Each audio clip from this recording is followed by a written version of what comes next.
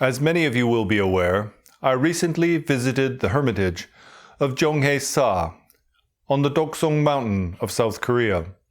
And there, I had the opportunity to spend a couple of days meditating in the Sonpang, or Zendo as it is called in the Japanese language. It reminded me of just how much I enjoy intensive and dedicated practice. From the first session that starts at 3 a.m. until the final session at 7 p.m., one has nothing more to do than eat, sleep, meditate, and defecate throughout the day. Environment is very important when it comes to practice. And as you know, then these Korean monasteries are always built in the best locations, pristine and beautiful, and far from the hustle and bustle of city life. The accommodation is simple and practical, and the food wholesome and nourishing. In fact, the entire hermitage functions efficiently. Each resident has a responsibility, and collectively, the objective is to keep the whole place running smoothly and in harmony with the spiritual path. So as I came down the mountain, the thought that arose in my mind was, wouldn't it be nice if I didn't need to go back to Seoul? If I didn't have to return to the West, but instead could remain here and practice. But this is not an option for me at the moment, because I returned to Canada over 2 years ago to look after my elderly parents. And since then, I have taken on additional responsibilities and also quite a few students who depend on me for spiritual advice and for the transmission of the Dharma. And it's not as if they are all sincere spiritual practitioners. There are also a considerable amount of people who reach out to me because they are experiencing mundane psychological trauma. Basically, they need somebody to talk to make them feel better about themselves. And although there is almost no chance that they themselves will be able to practice the path, I am still committed to giving them my time in the hope that there may be some slight benefit derived from our interaction. So anyway, I came down the mountain and I was reminded of how much I enjoy being in retreat, and also of my 4 years at Semi Dechen Shing in Scotland. Now, several people on the channel asked me, how was it I ended up in a Vajrayana retreat in the first place?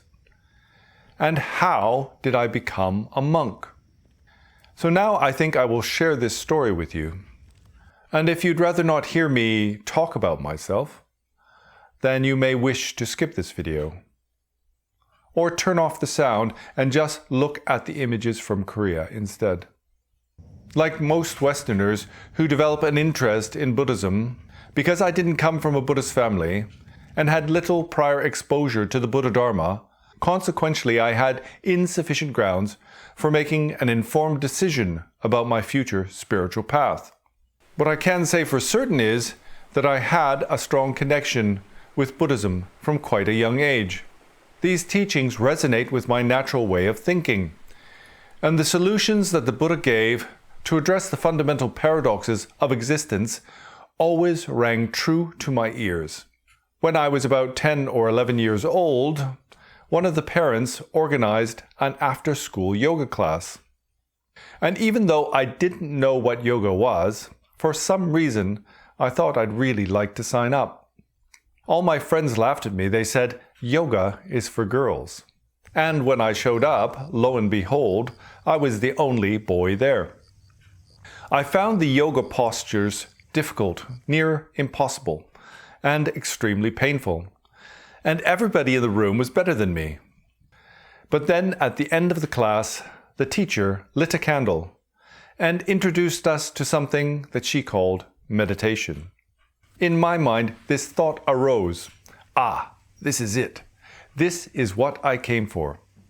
And from that day onwards, I always had a basic meditation practice, and also the wish to someday learn how to meditate properly.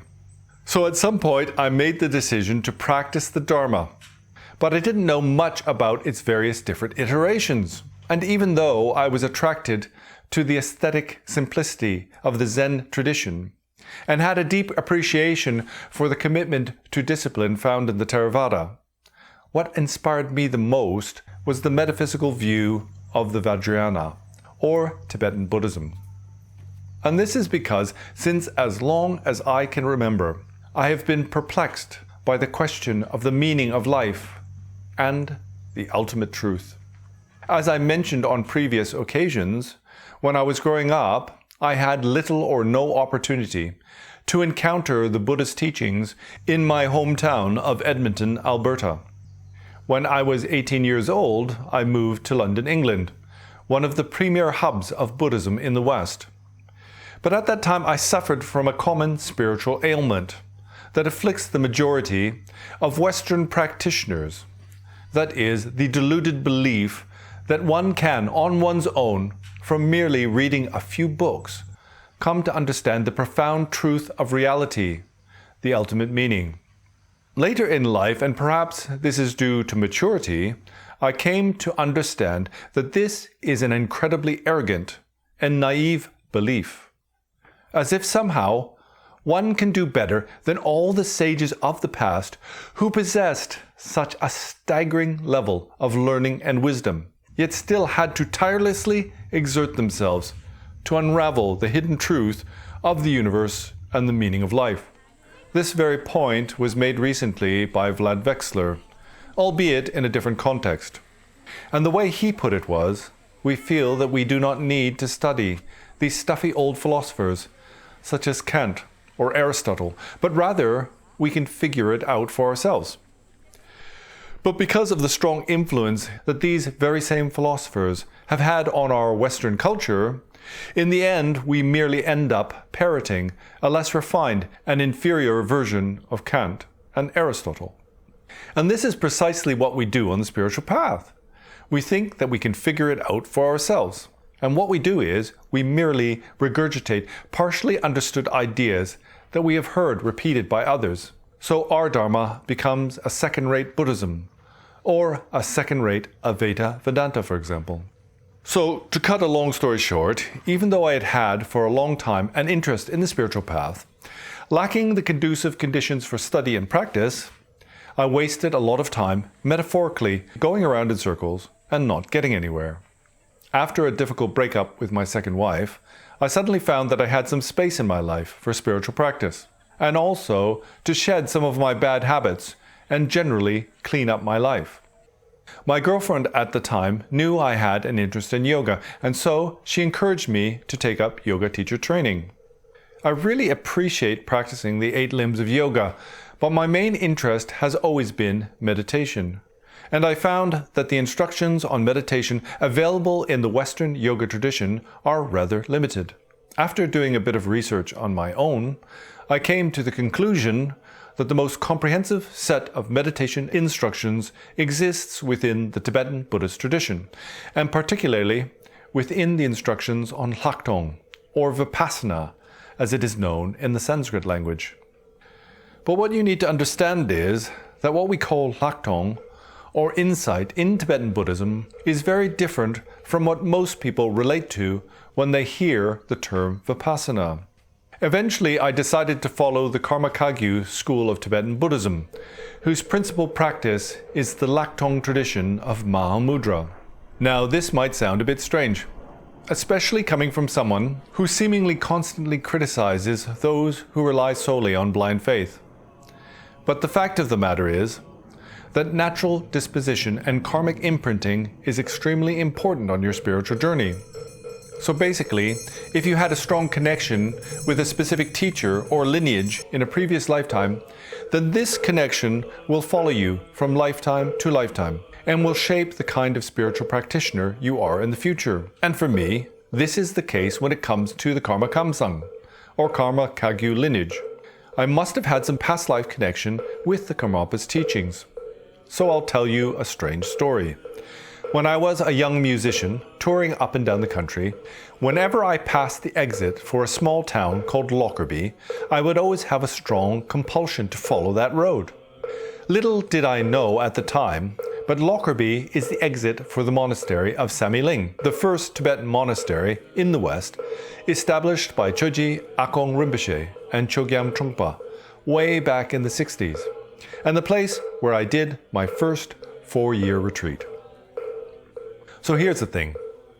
The Karma Kagyu school of Tibetan Buddhism is called the practice lineage, and that's because they dedicate most of their time to meditation, and not so much time to study and discipline, the other two baskets of the Buddha Dharma. And within that tradition, long-term retreat is considered to be the ultimate practice.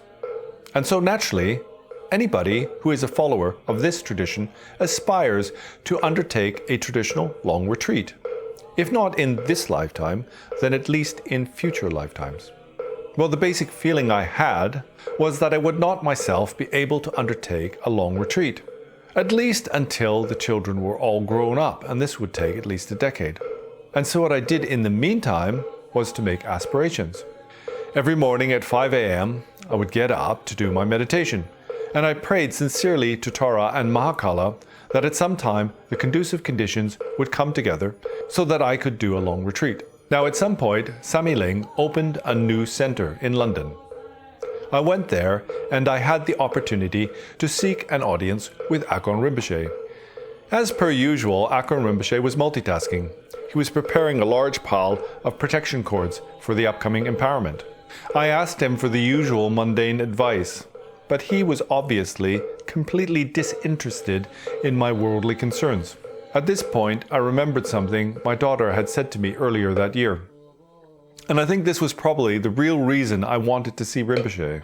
My daughter had said to me, "It's okay if you want to go to retreat, Dad. I can always go live with my mum." So what happened was, after a difficult divorce, my children came to stay with me in Cornwall. Quite an unusual situation for a father to have custody of their children.